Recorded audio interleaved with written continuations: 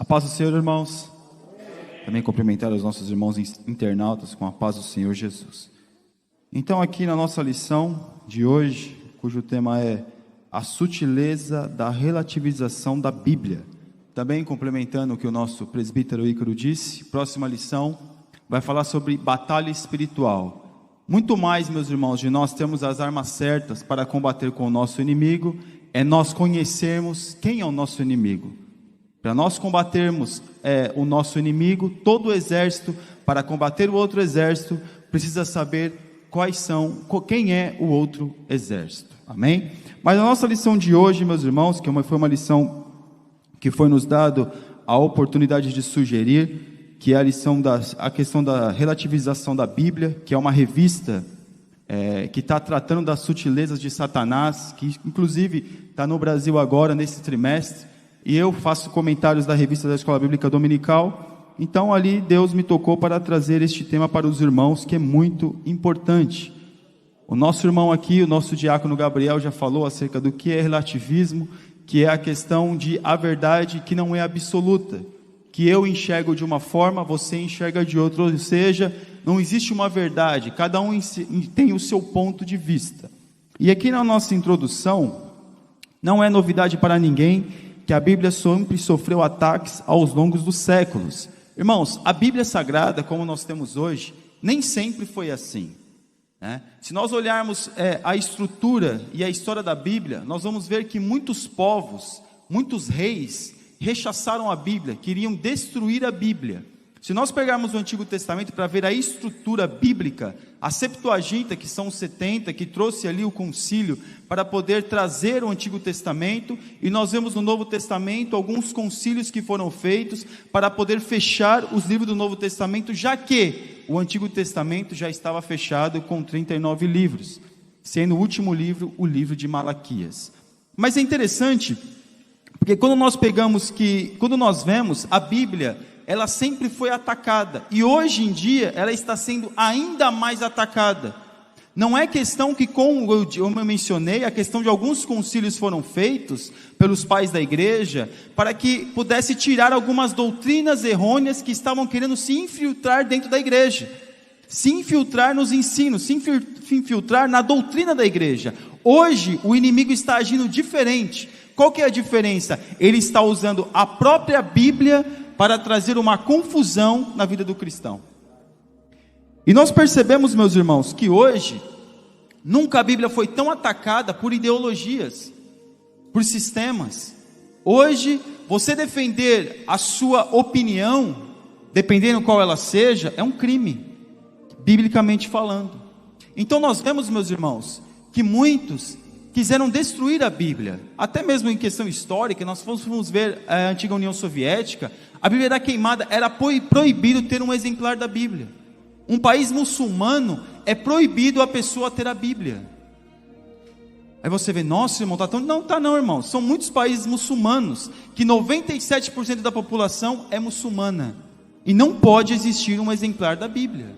Mas mesmo assim, de uma forma ou outra, a Bíblia acaba entrando nestes lugares, mesmo que uma forma assim meio que escondida, e muitas pessoas acabam sendo salvas através da Bíblia. Mas o ataque da Bíblia, mediante toda a história, sempre foi constante. Para nós termos o exemplar da Bíblia como nós temos hoje, não foi fácil, irmãos. Por quê? Porque antigamente era pergaminhos, não era assim como nós temos hoje. Quem fez essa impressão bíblica, que foi o jornalista, a primeira impressão que foi feita, que imprimiu a Bíblia como nós temos hoje, mas nem sempre foi assim. A Bíblia, ela foi feita de estruturas, ela foi feita de concílios, de discussões. Para nós termos uma ideia, meus irmãos, há muitos livros que quiseram colocar na Bíblia, mas não puderam. É que nós muitas vezes só conhecemos os livros deuterocanônicos da Bíblia Católica, Judite, Tobias, 1ª e 2ª Macabeus, 2 capítulos, um capítulo em Esdras e outro capítulo em Daniel, mas Esther, exatamente, que é um capítulo a mais. Mas isso, meus irmãos, é muito pouco, porque esses são livros deuterocanônicos que os irmãos podem achar o quê? Na Bíblia Católica. Mas, em 1948, recentemente, acharam os manuscritos de Qumran, que foi muitos manuscritos que trouxeram o quê? Apocalipse de Pedro, Apocalipse de João, Apocalipse de João nós já temos, mas um outro Apocalipse, Evangelho de Maria Madalena, livro de Enoque, muitos livros. Para quê? Para confundir a questão do quê? Será que a Bíblia realmente tem a veracidade? Será que a Bíblia realmente é verdadeira? E até, meus irmãos, os irmãos podem ver que há documentários que falam sobre isso. Fala até que Jesus, não se espantem no que eu vou dizer, que Jesus teve um caso com Maria Madalena. Isso é um livro apócrifo que está escrito. Nós vemos que Jesus, o primeiro milagre de Jesus foi feito aonde? Nas bodas de Caná da Galileia, como a nossa irmã pregou no domingo. Mas nos livros apócrifos, eu já li alguns deles, vai dizer que Jesus, ele ressuscitava passarinhos com 5 anos de idade. Jesus maltratava os seus professores. Ou seja, essa literatura, meus irmãos, não é para nós termos como uma regra de fé. Não é para você ler para falar, nossa, agora eu vou enriquecer o meu conhecimento, não. Às vezes é bom nós lermos com um olhar de quê? Olhar de saber ali, ficar olhando, lendo, porém sabendo que aquilo ali é apenas uma aberração. Não tem nada a ver com o contexto bíblico. E aqui no tópico 1, a Bíblia e o Espírito desta era, a desconstrução. Qual que é o prisma? O que a Bíblia defende? Os princípios. Princípios morais. A Bíblia, ela defende princípios morais. Algumas leis cerimoniais, para nós já não fazem sentido. Mas o princípio moral do homem continua. Então perceba que a Bíblia, ela defende o princípio. Toda a maioria, principalmente nós aqui do Ocidente, a maioria das leis dos países, a Constituição é baseada no quê? Na Bíblia. A Bíblia é a base da Constituição de muitos países. Assim também como foi base, como foi a Constituição do povo de Israel. Então nós percebemos aqui que é uma desconstrução. Mas eu não poderia deixar de mencionar para os irmãos a igreja que nós participamos. Irmãos, dê glória a Deus por esta igreja. Pelo Deus que está habitando, que está trabalhando nessa igreja. Porque você vai dizer, nossa irmão, mas será que é isso mesmo, irmãos? Porque das formas que as coisas estão se conduzindo, está difícil. Mas graças a Deus, meus irmãos, que nós temos uma igreja, que nós fazemos parte de uma igreja, que o nosso pastor presidente, ele nos dá liberdade para pregar a Bíblia. E ele também prega a Bíblia. Porque você vê um pastor que prega a Bíblia num dia, pega a Bíblia no outro, prega a Bíblia no outro, e o irmão que vem aqui, traz aqui, falando sobre a oferta, fala sobre a Bíblia, o irmão que vem aqui vai dar sua, fala sobre a Bíblia, o hino que é entoado, fala sobre a Bíblia, fala sobre a palavra de Deus. Tem muitos lugares que não tem isso, porque aqui é uma constante, e tem muitos lugares que está tendo o quê? Que não está constante. Se prega um dia hoje a palavra de Deus, os irmãos ficam meio tristes, amanhã traz uma palavra de fácil aceitação para massagear o ego, ou seja, não há uma constante na palavra de Deus. Então hoje, o que nós percebemos, meus irmãos? Há o quê? Há uma desconstrução acerca do que é a Bíblia. E que desconstrução que é essa? Valores, princípios. Princípio que o nosso pastor presidente defende, não é qualquer lugar que se defende, ainda mais, meus irmãos, estando em outro país. Pelo fato de estarmos em outro país, nós vemos que o nosso pastor presidente, ele está tendo um pulso firme, meus irmãos. Antes de eu vir para essa igreja, faz 3 meses que eu estou aqui, eu assisti pregações do pastor, comecei a analisar para ver, eu quero saber realmente se dá para avançar com isso. Por quê? Porque nós temos, meus irmãos, que olhar, nós temos que ter discernimento. E eu falei, não, realmente, a mesma palavra que ele pregava há 6 anos atrás, há 7, ele continua pregando hoje. E aqui, meus irmãos, uma coisa que eu nunca fiz foi fazer média, irmãos. Não é do meu feitio, não sei fazer isso. Mas eu não posso deixar de ressaltar e também de valorizar essa luta, porque os irmãos pensam que é fácil você segurar princípios, você ser fiel aos seus princípios.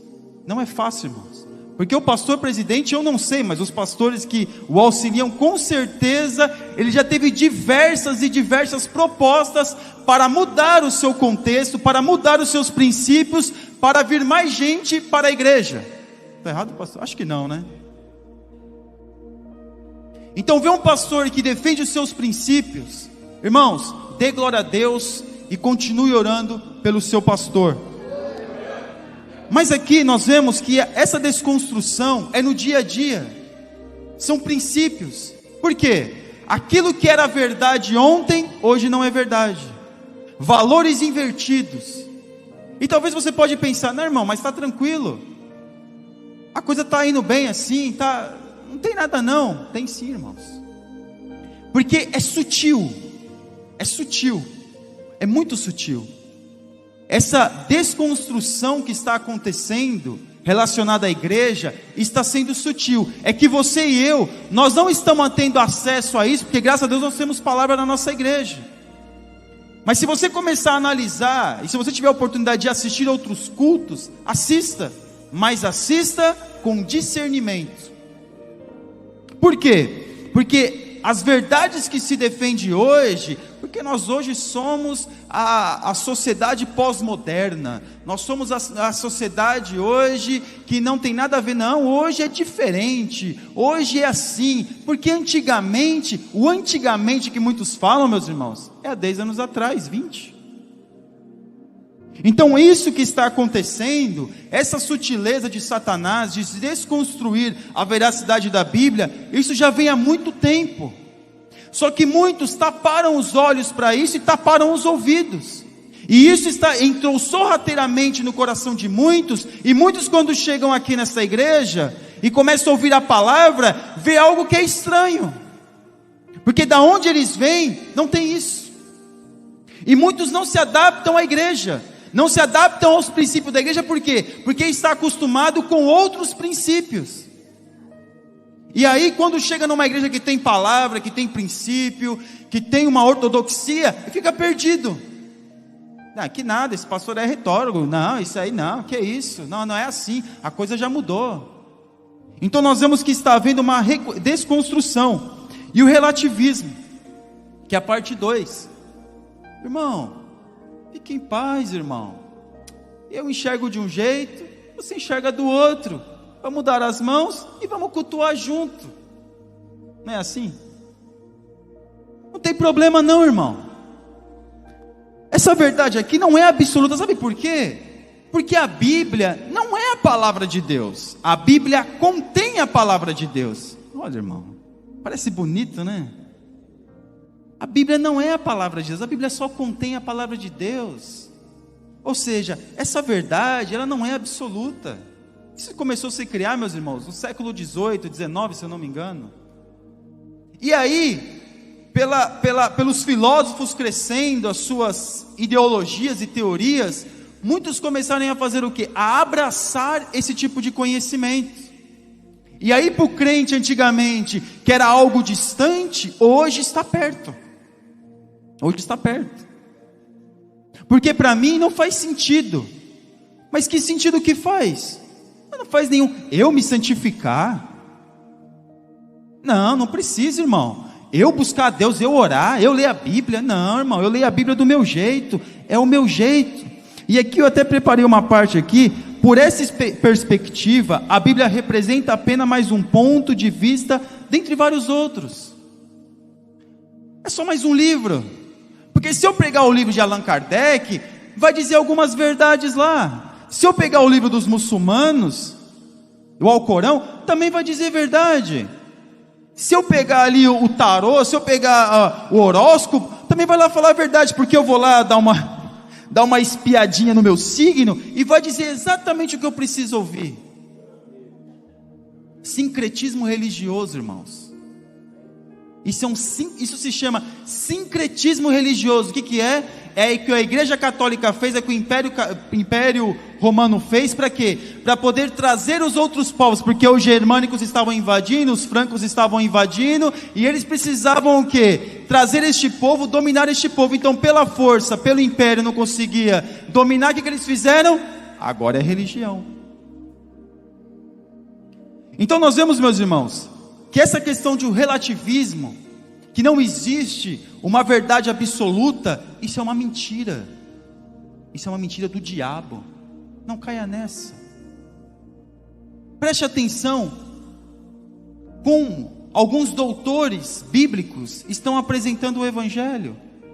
Preste atenção a alguns homens que outrora pregavam um Evangelho sadio, um Evangelho santo, hoje mudaram o seu jeito, a sua postura, mudaram o seu jeito de falar, a sua exegese, a sua hermenêutica, mudaram o seu jeito de gesticular, para poder atrair o povo.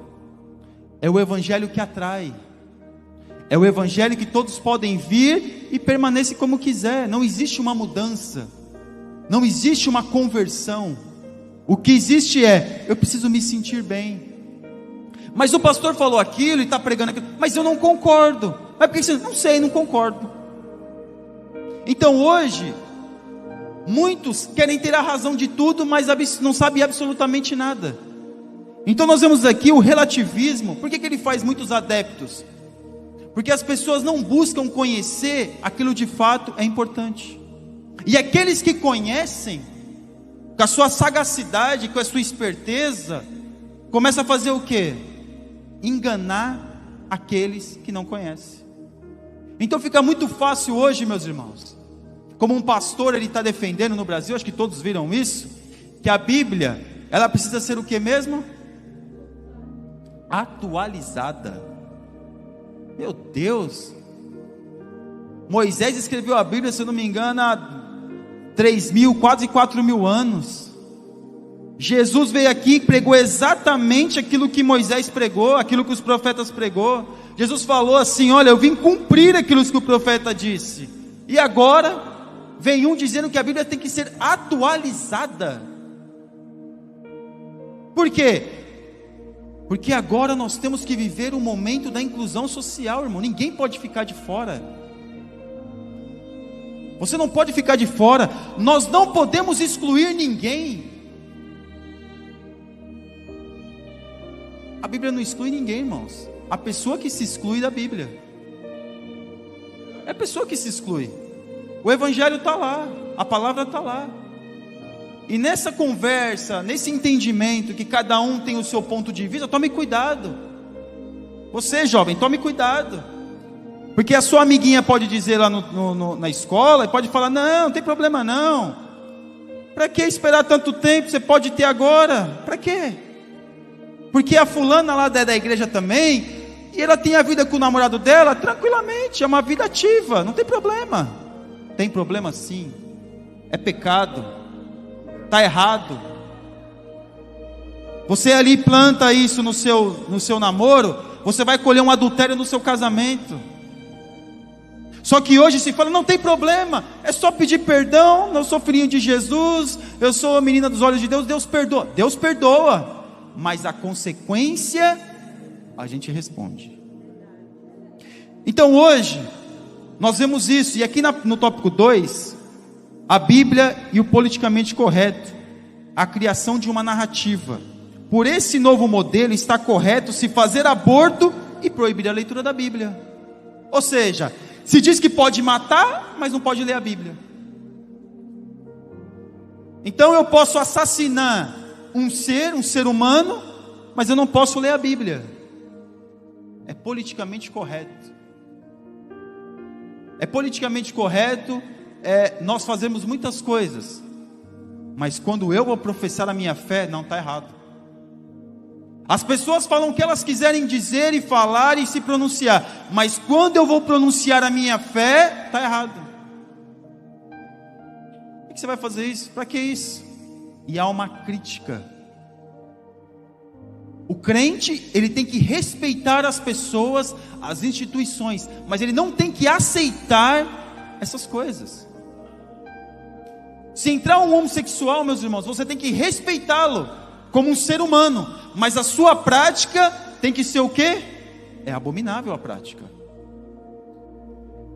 Como ser humano nós respeitamos, mas como prática nós temos que abominar. E hoje nas universidades no Brasil, muitos jovens, na minha época de mocidade, eu vi caindo nessa conversinha: não tem problema, Irmãos, tem muito crente que defende esse tipo de coisa, o aborto. Eu não vou nem entrar no aspecto político, né? Porque votar num partido que faz menção, que defende esse tipo de coisa, me perdoa, irmão, mas a pessoa tem que repensar a sua fé. Defender uma tese ao qual a criança, que a mulher é dona do seu corpo, mas o ser que está dentro dela, ele é independente. Então nós vemos hoje que muito crente está levantando essa bandeira. Por quê? Porque a mídia se faz uma propaganda, e algumas igrejas fazem propaganda disso. Porque a mulher, ela tem que zelar pela sua vida, mas e o ser que está dentro dela tem que morrer por nada? Irmão, mas nós somos crentes, nós somos servos de Deus, isso é um absurdo. Absurdo? Não, irmãos. Isso muitos crentes estão defendendo. E você vai dizer assim, mas não, irmão, mas comigo nunca vai acontecer. Exatamente. Essas pessoas que estão defendendo hoje o aborto, há 20, 30 anos atrás, também defendiam o quê? O não aborto. Mudaram o seu jeito de encarar, mudaram o seu jeito de pensar, mudaram. Para quê? Para serem aceitos. Mudaram a sua opinião para quê? Para que seja aceito. O crente verdadeiro, ele tem que ter princípio, e princípio não se negocia. Você não pode negociar os seus princípios. Você não pode. Pega o exemplo do nosso pastor presidente, ele não negocia princípios, meus irmãos. Eu já vi ele pregando, e ele falando, olha, se o obreiro quiser sair, pode sair, mas eu não vou mudar. Tem que ser muito macho mesmo para falar uma coisa dessa. É verdade. Porque a pressão, meus irmãos, não deve ser fácil. E hoje, o que está acontecendo, meus irmãos, pasmem os irmãos, é a realidade. Igrejas que defendem o aborto. Você vai dizer, irmão, está de brincadeira, né? Fala a verdade, você não está pensando isso, pode dizer. Fala a verdade, irmão. Não é brincadeira não, irmãos. As igrejas americanas já está isso aí, à torta e à direita, em debandadas. A igreja brasileira agora também está incorporando isso. Outras igrejas, meus irmãos, olha o que está acontecendo. Olha a Europa, que agora está, graças a Deus, Deus está permitindo, implantando igrejas para dar uma reavivada. Esse continente era um continente avivado, meus irmãos, que evangelizou a Índia, evangelizou a China, evangelizou o Brasil, evangelizou a América do Sul, América Latina, América do Norte. Olha por essas entranhas, pelas sutilezas de Satanás, o que aconteceu com este povo. Hoje esse povo defende a eutanásia, hoje esse povo defende o aborto, defende a legalização das drogas. Um povo que outrora era um povo bíblico. Só que hoje se perdeu essa sensibilidade e este conhecimento. O que nós temos que pedir para Deus é como Paulo falou para Timóteo, se conservar na palavra de Deus, se conservar na verdade, para que quando chegar esse ataque, ou esse ensinamento sutil, nós possamos nos defender. Eu acho que defender não é apropriado, nós possamos atacar e falar que está errado, falar que não é de Deus. E aqui na parte 2, a criminalização da opinião. Pensar diferente dessa nova narrativa que foi criada é estar sujeito à censura. Eu tenho um canal no YouTube, irmãos. Os irmãos não têm ideia de como... um canal modesto pelos outros canais que tem. Mas o YouTube, ele me manda, todo mês ele me manda duas vezes uma vez a cada 2 meses, ele me manda a quantidade de horas que meus vídeos foram assistidos, a quantidade de inscritos. Eu olho para os vídeos e eu falo, não é possível, isso não está acontecendo, porque é muito pouco pelo aquilo que o YouTube diz. Por quê? Porque eu uso palavras como homossexualidade, homofobia, adultério. Então tudo isso cai no YouTube. Os irmãos que trabalham com mídia sabem, cai no YouTube e ele corta. Então perceba que hoje você falar a sua opinião pode ser um crime. Você dizer o que você pensa, defender os seus princípios, pode ser um crime. Você falar para uma pessoa, para um colega de trabalho, como você gosta de criar os seus filhos, pode ser um crime. Você cria seus filhos desse jeito, onde já se viu, vou chamar a polícia. Por quê? Nós temos que o quê? Moldar. O evangelho tem que ser moldado à necessidade do homem, não o homem ser moldado pelo evangelho. Então hoje, quando você dá uma opinião, é discriminado. É que aqui na Europa, graças a Deus, ali ainda está meio que na superfície ali, né? Mas no Brasil, meu irmão, a pessoa vai presa. É a ditadura sorrateira. Então perceba que quando você der uma opinião, quando nós formos dar uma opinião sobre alguma coisa, nós temos que saber exatamente daquilo que nós estamos falando. Nós temos que ter conhecimento acerca daquilo que nós estamos defendendo. Não deixe que o inimigo ele te engane. O inimigo, ele engana. Ele quer calar a boca, ele quer calar a voz daqueles que falam da palavra de Deus. E isso, meus irmãos, os irmãos pensam que, mas isso é fora da igreja. Não, é dentro da igreja mesmo. Eu tive possibilidade de pregar em algumas igrejas, e dependendo da mensagem, nunca mais volta. Nunca mais mesmo. E dependendo do que você fala, meu apelido era João Batista, não sei porquê, mas era, né? Pronto. Você é tido como meu irmão. Esse aí fala, tá bom. Ninguém dá atenção mesmo. Deixa ele falar, e ele fala.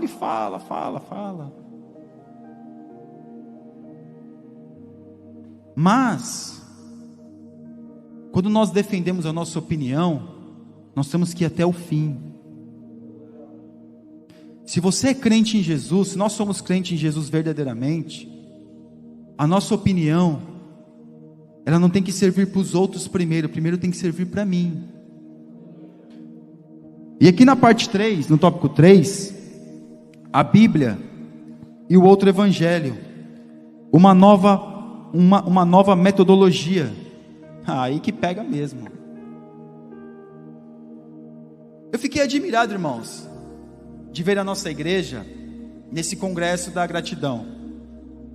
Não tinha nenhum pastor de fora. Não que os pastores de fora também não sejam bênção. E o pastor não anunciava ninguém que ia pregar.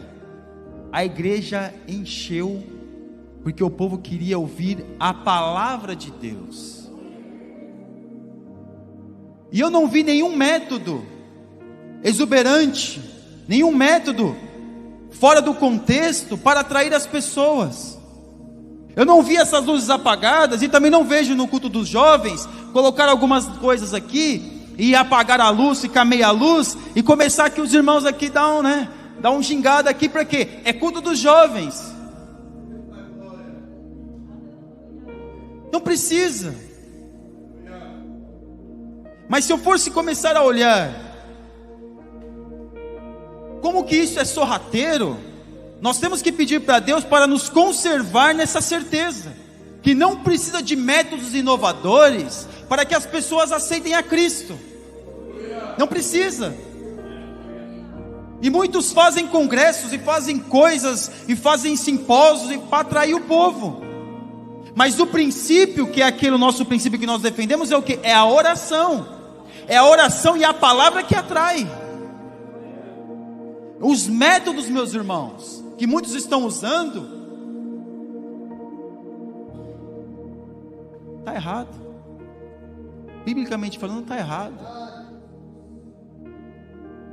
Se traz fulano de tal, se faz assim, e vamos fazer um culto assim, e o Gabriel agora vai fazer a escola dominical vestido de chapolim colorado, porque os irmãos precisam achar graça da mensagem.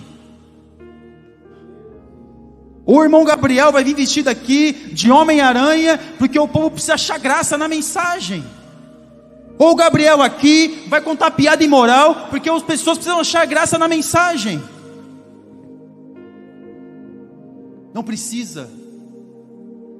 A palavra pregada, ela causa a diferença, ela faz a diferença. Eu não preciso me vestir, eu não preciso me transformar em uma outra pessoa para poder pregar a palavra. Não precisa. Mas isso, irmão, é para atrair o jovem. Isso, irmão, é para atrair fulano. Isso, irmão, é para atrair pessoas. Isso, irmão, é para atrair isso, é para atrair aquilo.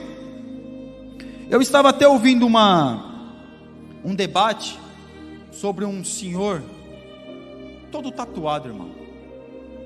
Regata, motoqueiro, tal, de Harley. E o outro irmão lá falando a tatuagem, porque será que a tatuagem é de Deus? Será que não é? E o irmão ali, o outro pastorzão ali, então, onde eu chego, eu posso chegar, você não chega, porque eu assim, nessa conversa e tal, porque eu chego em lugares que você não chega, porque se eu fosse assim, todo jeitosinho assim, as pessoas nem iam me ouvir. Eu fiz um comentário. Somos nós que temos que se moldar à Bíblia, ou a Bíblia que tem que se moldar a nós?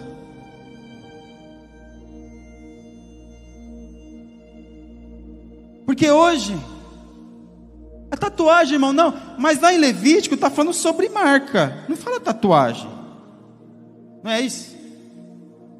A pessoa que vem do mundo, meus irmãos, e já fez uma tatuagem, a pessoa está vendo ignorância, é claro, Deus perdoa. Mas a pessoa que está dentro da igreja e decide fazer uma tatuagem, por causa de uma metodologia, por causa de uma doutrina que se criou em cima disso, a pessoa não tem noção do que ela está fazendo. Porque na Bíblia, em Levítico, vai falar sobre marca, porque a palavra tatuagem nem existia, porque a palavra tatuagem foi ser inventada em 1800 mais ou menos por um marinheiro. E a Bíblia foi impressa por João Ferreira de Almeida mais ou menos em 1600. Então perceba que se você quiser fazer uma tatuagem, saiba de uma coisa, é uma oferenda que você está fazendo para o demônio. Ô irmão, mas eu vou escrever o nome de Jesus. Não importa, é marcar o corpo. Você está marcando algo que nem é seu. E alguns crentes simpatizam com isso, porque há 40, 30 anos atrás, tatuagem era coisa de gangue. Eu converso aqui com alguns colegas aqui do meu trabalho, um colega lá que ele tinha uma carpa no braço, outro tinha um palhaço na perna. Eu falei, olha, se você for para o Brasil, você está perdido com a polícia, meu amigo, que até você dizer que você é de outra nação, você já apanhou até você chega. Então as pessoas fazem coisas porque acham bonito se fazer. Irmãos, eu estou dizendo isso para os jovens e para os irmãos para saber a gravidade disso. Eu conheci jovens que cantavam comigo, que se desviaram da igreja, fizeram uma tatuagem e voltaram para a igreja. Para você ver como princípios que nós defendemos, muitas vezes com o tempo pode se perder. A metodologia e a liturgia de culto pode começar a ficar diferente, e o que fica atraente é aquilo que os outros fazem.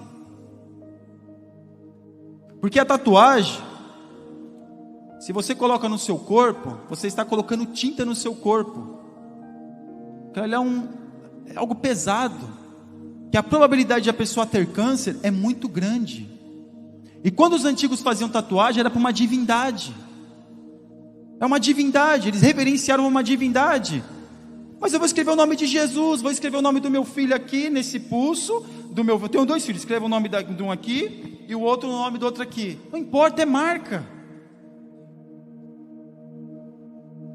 Leis cerimoniais de culto, que nós vemos no Antigo Testamento do tabernáculo, nós não exercemos mais. Mas isso é uma lei moral. Uma empresa, na época que eu era adolescente, se você fosse fazer um exame médico, e fosse lá e tivesse que ficar em frente essa é a mesma idade que eu, né, irmão?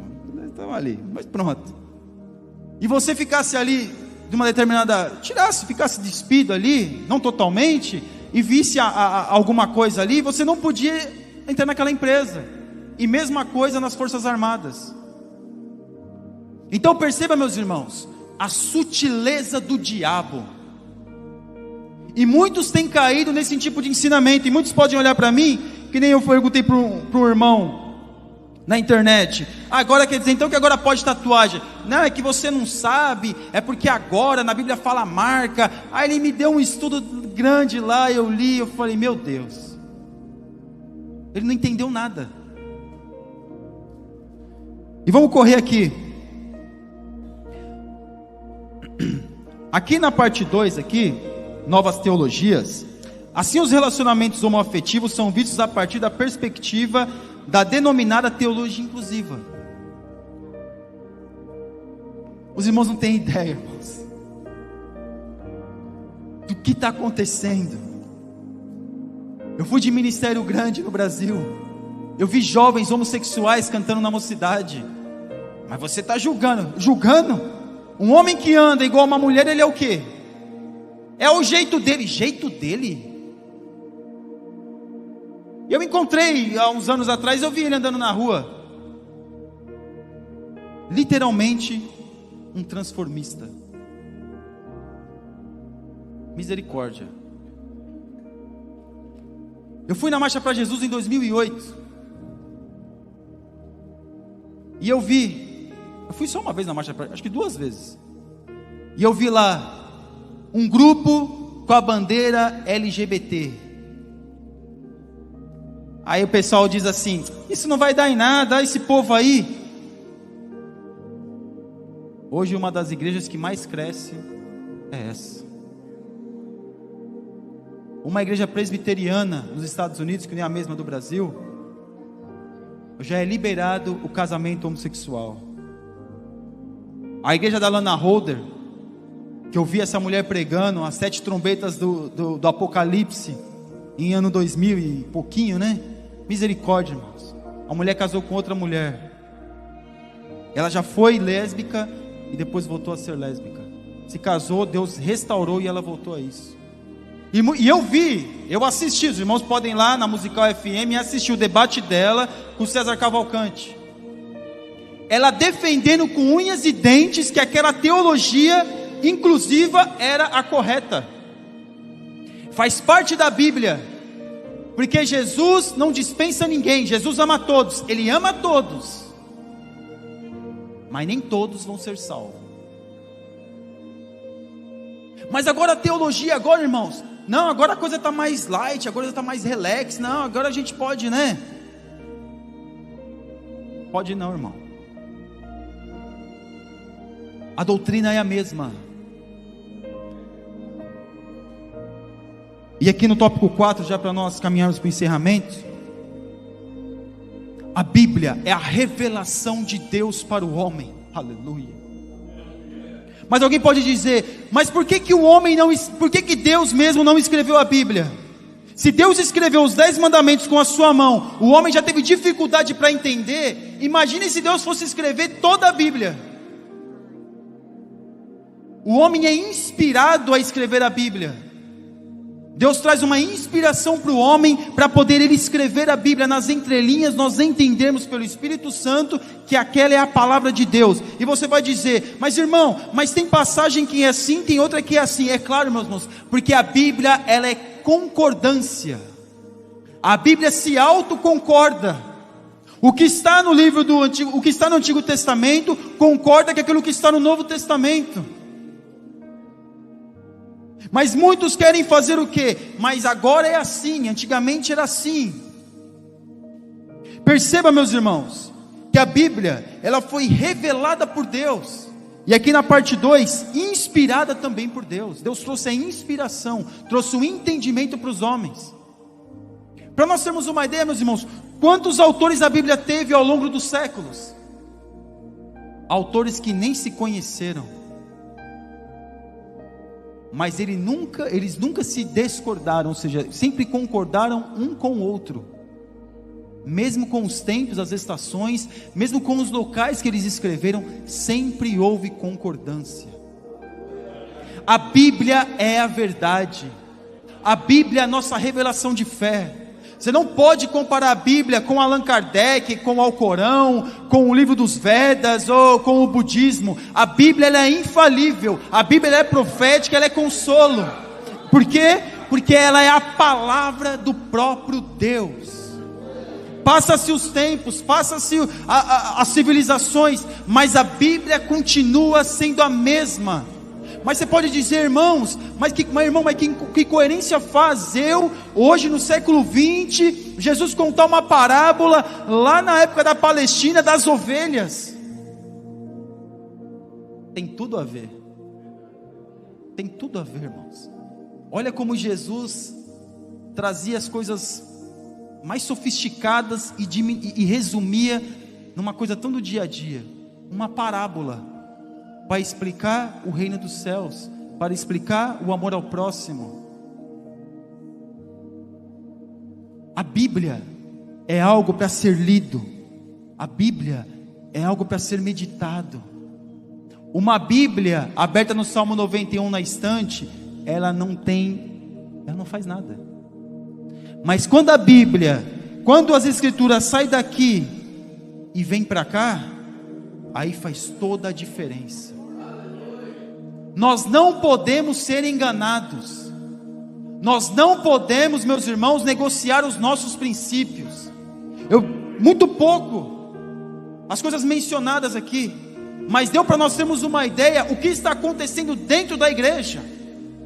Os irmãos terem uma ideia. Há 20 anos atrás, mais ou menos, eu estava no culto de Santa Ceia e o pastor falava: olha, haverá um dia que vão querer casar homossexual dentro da igreja e eu não vou aceitar. O pastor é um senhor, eu não vou aceitar. As pessoas falam: pelo amor de Deus, isso nunca vai acontecer. Nunca vai acontecer. O pastor trouxe nomes de igrejas, meus irmãos, nesse dia. A minha esposa está até rindo. Olha os nomes: Guspe de Jesus, Pedalando para o Céu, mais uma que todo mundo riu mesmo: Bola de Neve. Que é isso? Que nome feio é esse?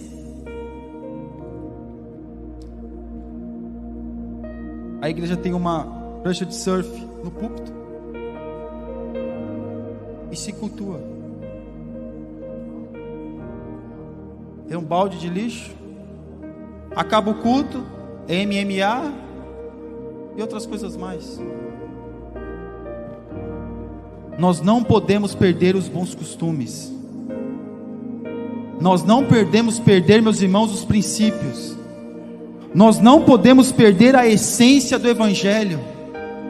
Nós não podemos perder, meus irmãos, esse senso crítico que nós temos de ver aquilo que é certo e aquilo que é errado. Você não pode negociar a sua regra de fé. Aquilo que Calvino defendeu como as 5 solas, só a Escritura, porque já estava muitos querendo adentrar nas doutrinas bíblicas. É claro, eu não concordo com tudo que Calvino disse, mas defender aquilo que é a Bíblia. Se a Bíblia disse não faz, não faça. Se a Bíblia disse que tem que ser assim, faça do jeito que a Bíblia diz. Porque a Bíblia não contém a palavra de Deus, a Bíblia é a palavra de Deus, é a nossa única regra de fé, aleluia. Você pode ler muitos livros, mas você não pode negociar com aquilo que está na Bíblia. Os livros que nós lemos, meus irmãos, não pode ser maior do que a nossa regra de fé. O autor da Bíblia, por isso que é Bíblia, Bíblios, que é uma biblioteca. Coloque a Bíblia como a sua única regra de fé. Não fique cocheando entre dois pensamentos. Será que isso é verdade? Olha, eu tô meio em dúvida, sabe? Eu não sei, parece que esse negócio aí não está muito certo. Fiz um comentário, já vou passar para o pastor. Fiz um comentário, que essa lição, essa revista, ela está falando sobre as sutilezas de Satanás. Fiz um comentário sobre os desigrejados. Uma pessoa foi lá e comentou: a sua hermenêutica é muito fraca. Aí eu comentei: a minha hermenêutica é muito fraca? Você não tem hermenêutica, não tem exegese, está fazendo parte de um movimento espúrio e apócrifo, e a minha hermenêutica que é fraca? Ou seja, sem sentido nenhum. Para nós vermos, meus irmãos, a que nível nós estamos chegando. Nós estamos aqui numa igreja abençoada, que tem palavra, mas você vai encontrar pessoas que você vai ter que defender, sim. Tem crentes onde eu trabalho que infelizmente tem o mesmo linguajar do que o incrédulo. Você não pode negociar a sua conduta, você não pode negociar a sua vida com Deus, você não pode negociar para ser aceito por este povo. O crente é ridicularizado, sim. O Gabriel está aqui, esse crente aí, não sei o quê.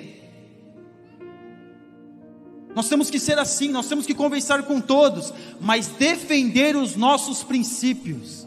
Defenda o seu princípio, custe o que custar. Defenda aquilo que está na Bíblia, defenda a sua regra de fé, defenda, não somente defende, ataque, porque falar a verdade, meus irmãos, porque as portas do inferno, porta, é uma questão de defesa, não é uma questão de ataque. Então as portas do inferno estão se defendendo da igreja. Nós precisamos atacar, e nós precisamos atacar com princípios bíblicos, com regra de fé, com busca com Deus, porque quando alguém for te perguntar e te indagar ou questionar sobre a Bíblia, você tem conteúdo para dizer: está errado, mas eu não acredito. Problema você acreditando ou não, o inferno existe, mas eu sou ateu. Você pode ser ateu, mas Deus continua existindo, mesmo se você não acreditar que Ele existe. Nós temos que ter entendimento e buscar a Deus, porque só assim, e somente assim, a Bíblia, a palavra de Deus, vai fazer sentido na nossa vida. Amém?